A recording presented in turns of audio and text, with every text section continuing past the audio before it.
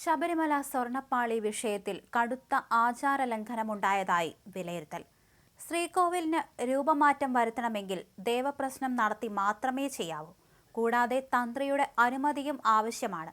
ഇതൊന്നുമില്ലാതെയാണ് ദ്വാരപാലക ശില്പങ്ങളിൽ മാറ്റം വരുത്തിയത്.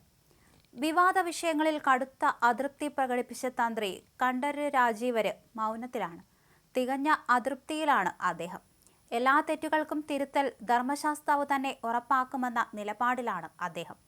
ദ്വാരപാലക ശില്പങ്ങളിലെ സ്വർണ്ണപ്പാളി പുറത്തു കൊണ്ടുപോകുന്നതിൽ തന്ത്രി കണ്ഠരര് രാജീവര് മുൻപ് വിസമ്മതിച്ചിരുന്നു. മുൻപുണ്ടായ കാര്യങ്ങൾ അദ്ദേഹം തുറന്നു പറയുമെന്ന ആശങ്കയിലാണ് ദേവസ്വം ബോർഡ് അധികൃതർ. സ്വർണ്ണപ്പാളികൾ കൊണ്ടുപോയത് ദേവസ്വം മാനുവലിൽ പറഞ്ഞിട്ടുള്ള എല്ലാ ചട്ടങ്ങളും ലംഘിച്ചാണ്.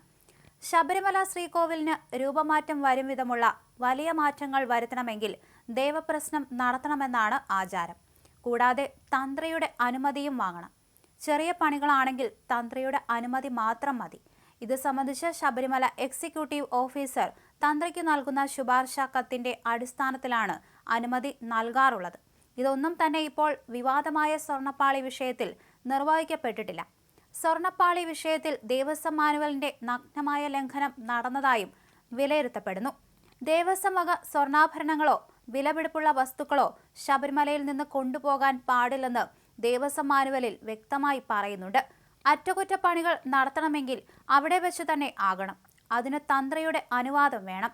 ദേവസ്വം കമ്മീഷണർ ഹൈക്കോടതിയിലെ ദേവസ്വം ബെഞ്ചിന്റെ അനുവാദം വാങ്ങണമെന്നും ദേവസ്വം മാനുവലിൽ പറയുന്നുണ്ട്. കണ്ഠരര് രാജീവര് തന്ത്രിയായിരുന്ന കാലയളവിലായിരുന്നു സ്വർണ്ണപ്പാളികൾ മാറ്റുന്നത് സംബന്ധിച്ച അഭിപ്രായം ദേവസ്വം ഉദ്യോഗസ്ഥരിൽ ചിലർ ചോദിച്ചിരുന്നത്. അദ്ദേഹം അനുമതി നൽകിയില്ല. അദ്ദേഹത്തിന്റെ 1 വർഷ കാലയളവിന് ശേഷം കർക്കിടകം 31 ഓഗസ്റ്റ് 16 വൈകിട്ട് 5 ചിങ്ങമാസ പൂജകൾക്ക് നട തുറന്നതു മുതൽ കണ്ഠരര് മഹേഷ് മോഹനരാണ് ശബരിമല തന്ത്രി. കണ്ഠരര് മഹേഷ് മോഹനരിൽ നിന്നാണ് പാളിയുടെ പണികൾക്കുള്ള അനുവാദം ദേവസ്വം ബോർഡ് വാങ്ങിയത്. രാജീവരുടെ കാലാവധി തീരുന്നതിന് 2 മാസം മുൻപാണ് ചില ഉദ്യോഗസ്ഥർ വിഷയം സംസാരിച്ചത്.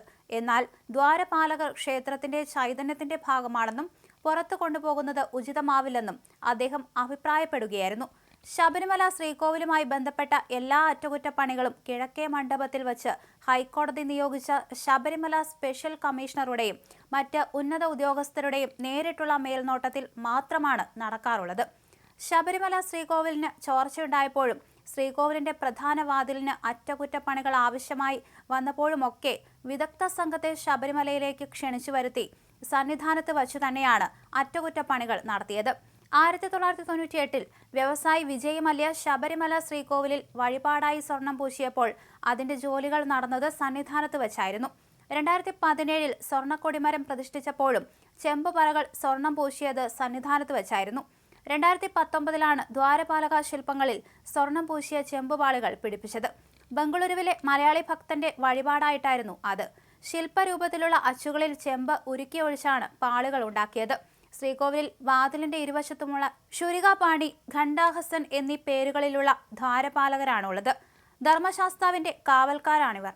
സ്വർണ്ണപ്പാളികൾ കടത്തിയതിന് പിന്നിൽ ആസൂത്രിതമായ ഗൂഢാലോചനയുണ്ടെന്ന് ഹൈന്ദവ സംഘടനകളുടെ വാട്സ്ആപ്പ് ഗ്രൂപ്പിലും മുൻപ് പ്രചരണമുണ്ടായിരുന്നു. ഈ കുറിപ്പിലും തന്ത്രിമാരുടെ അതൃപ്തിയെക്കുറിച്ച് സൂചിപ്പിച്ചിരുന്നു.